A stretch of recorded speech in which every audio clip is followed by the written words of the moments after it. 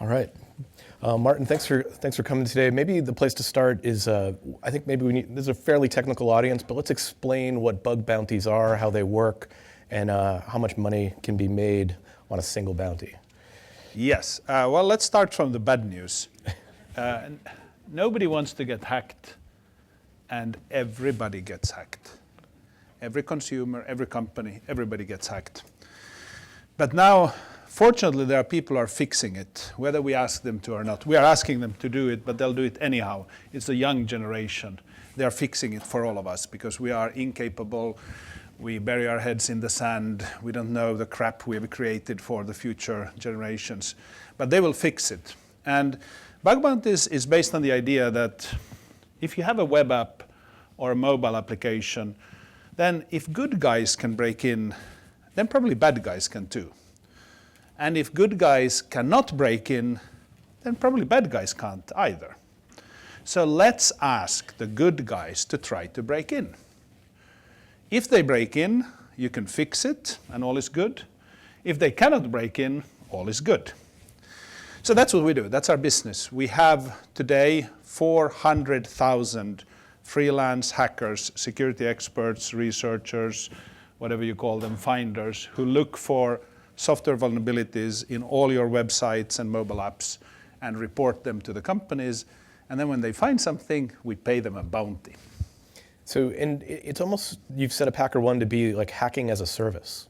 So you can see all the vulnerabilities. Your freelance hacker staff can log in, look for things they're good at diagnosing and good at solving, and sort of pick jobs off the company. How do you find those hackers? How do you vet them? Well, it is hacking as a service, but everybody could do it themselves. You can have a neighborhood watch just with your neighbors. You don't need a company to orchestrate it for you. It's much easier with us, but you could do it yourselves. The wonderful thing is we do not recruit hackers. It's a little bit like NSA or MI6 in the UK. They don't have any job adverts. People just know how to sign up. So let's talk about Santiago Lopez. Yes. Tried to hack. Yeah, we covered him on PC Mag a couple of months ago. The story blew up. An amazing story. Tell us about him. Yes, so we have 400,000 hackers. They're all amazing, but of course some of them are more amazing than others. And the first one to earn $1 million on our platform was Try to Hack, or Santiago Lopez. He lives in Buenos Aires. He is all of 19 years old. What did you do when you were 19? Like, this guy has learned in a few years to break into every possible software system that all these amazing companies in the US have built, and the DoD, and the Army, and the Air Force, and Goldman Sachs, whatever you have, he can break into them, and he is 19. And fortunately, he's a good guy. Fortunately, we pay him money when he finds something, and he made $1 million. And he wants to start a business. I've got the number here, 1,670 security flaws in products and services from Verizon, Twitter, WordPress, and government offices. Yes, there are more, but some of our programs are secret, so we can't give the names out. So he's made $1 million. Obviously, he's got great prospects. How much does the average hacker make? Is it a way they can sustain themselves? Is it something, is it a hobby they do at night? This is a mathematical question, because now I must respond by saying it's a power law distributed set. It is like Hollywood or like a sports league. Everybody will play basketball after school. Not everybody will get to NBA. So it's a very, very sharp pyramid where at the top you make amazing money, at the bottom you make nothing, and in the middle you make modest amounts. But typically these people, half of them are 24 or younger. Typically they are students, so they pay off some of their student debt or their living expenses by hacking in the weekends. Or if they are professional, they may be a security engineer at a very prestigious company, and then in the evenings and weekends they do this extra work to find vulnerabilities. So why can't, these are big successful companies with security staffs and developers on staff, why can't they do this for themselves? Why do they need an outside company to do penetration testing? DoD is a great example. They came to us 3 years ago and said, could you run a program called Hack the Pentagon? We have unlimited budgets, we have unlimited skills, we have the strongest weapons in the world, but we cannot find our security flaws. And it has to do with the fact that software can be wrong in so many ways that nobody can hire all the people to find it, except we, because we have 400,000 of them. But even DoD can't hire 400,000 security people. But we have them, and we deploy them such that it's the right skill for the right problem, and then we can all share.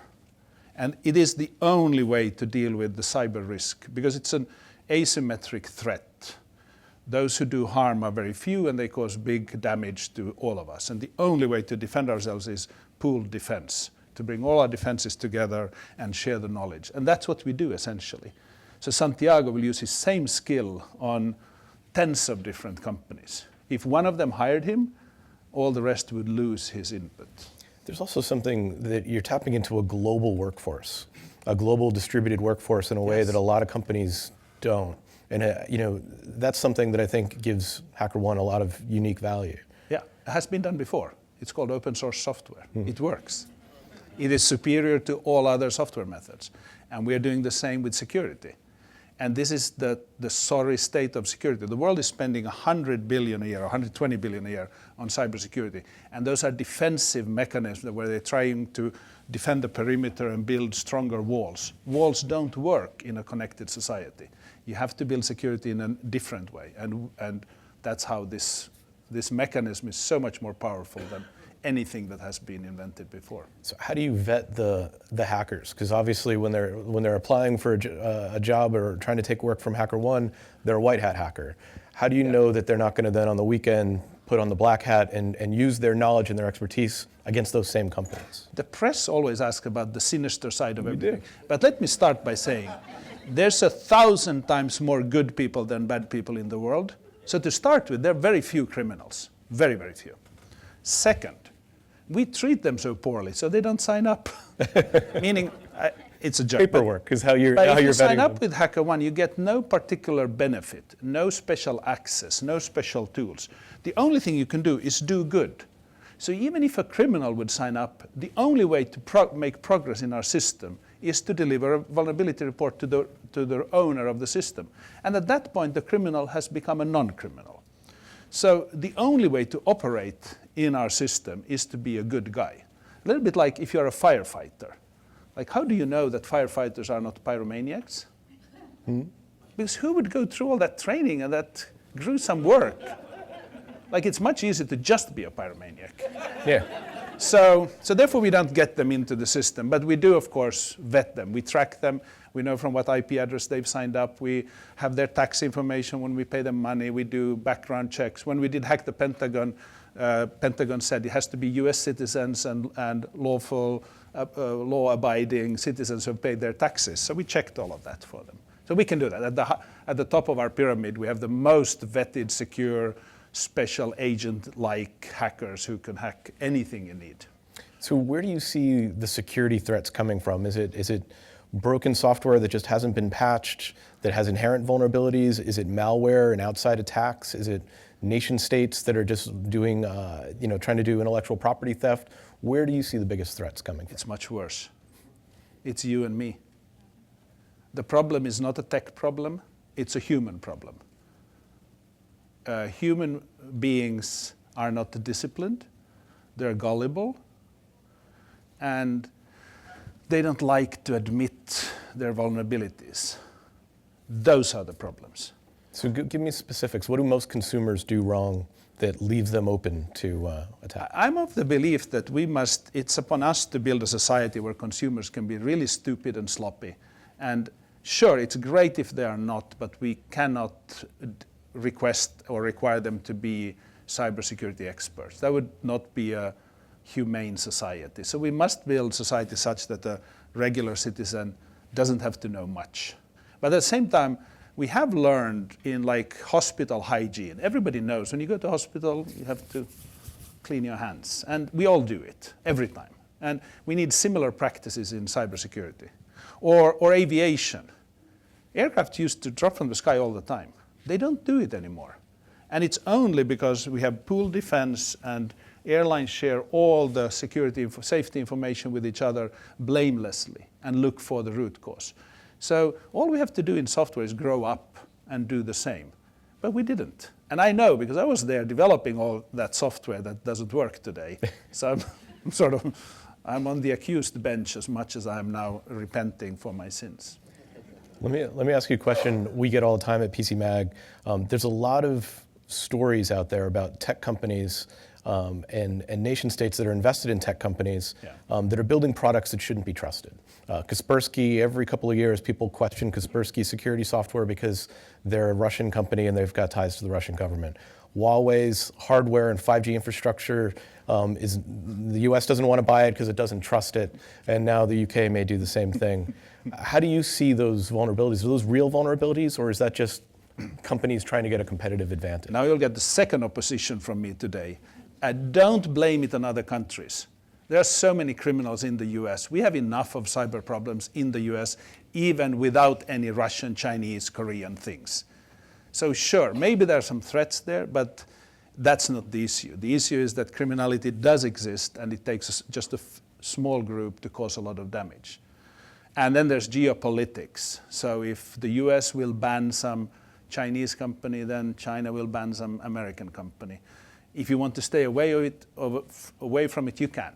I mean, it is not the essence of cybersecurity. The essence of cybersecurity is sharing information, collaborating, being disciplined, and managing to be blameless, although we need to hold each other accountable. And it is doable, but it's difficult. And they do that in aviation. Like they never blame anybody, but they do hold each other accountable. That's the key to cybersecurity as well. Do you think there needs to be more oversight of sort of in cooperation among companies to sort of create those baselines and create that security infrastructure? Absolutely. And I think Capitol Hill is already taking action. NIST has a cybersecurity framework, which is excellent. The UK has a similar one. DOJ is recommending hacker-powered security to everybody. DOD is doing it. DHS is doing it. So you're seeing the government now taking action even before corporate America. It's a very healthy sign. But of course, it's a big ship, and we have a lot of problems. So even if I claim that cybersecurity is heading in the right direction, we will have even worse problems before we see the fruits of all those efforts. Is there anything that you do personally that you would recommend other consumers do in order to make themselves safer on a day-to-day basis? I've become very disciplined with my passwords. I don't use the same password twice. I don't use any names of pets or anything like that. And I really confuse myself with my own passwords. Do you use a password filling service like LastPass? I do. But for some I don't. And my colleagues say I should just use a service. And there I'm a little bit more conservative myself, so I'm thinking, yes, but not for my banking accounts. There I will have these amazing long texts that look like complete gibberish, and I hope they are gibberish. It's nice you can use song lyrics and just use the first letters. That's a good technique. Yeah, but too many people like songs. You have to be very unique. Find something nobody else cares about. Yeah, and also, I mean, there's AIs working on this in password. You know, there's algorithms that are working at breaking passwords all the time.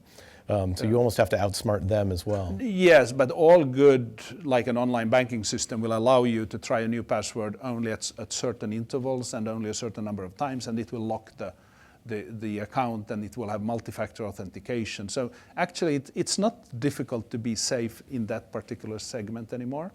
And probably smart people will invent password-less authentication at some point. Yeah, I mean, we've done that story a number of times, saying it's coming, and then a year goes by and we're still typing in passwords and having emails sent to us and text messages to our phones. Do you think we're going to get to a no password future anytime soon? I'm an optimist. I think we'll fix all problems. I just don't know when. Mm-hmm. Like another problem we have is we use identifiers as passwords. Like the social security number should just be an identifier. It shouldn't be secret. Like my name is not secret. It's an identifier, so you know you can point to me. And my social security number should also be just an identifier, not a key, not a password. But that's a mistake that was made decades ago in the US, and it has to be fixed at some point, because society doesn't function if what needs to be an identifier is used as a secret key. So my last question, I have to know, is there any movie that has gotten hacking right? Well, Sneakers is an amazing movie. You should all watch it, and it is our business completely with wonderful... Yeah, that was the one I was going to suggest. But there's another movie we must mention, Hackers. Why? Crappy movie. But why is it important? Angelina Jolie. Angelina Jolie, she is the role model for female hackers. And so many female hackers have told me when they saw that movie, that's when they decided they can be a hacker. It's not just for boys. So ignore the qualities of the movie and just admire Angelina Jolie for being such a role model. That is some advice to live by. Martin Mikos, everybody. Thank you.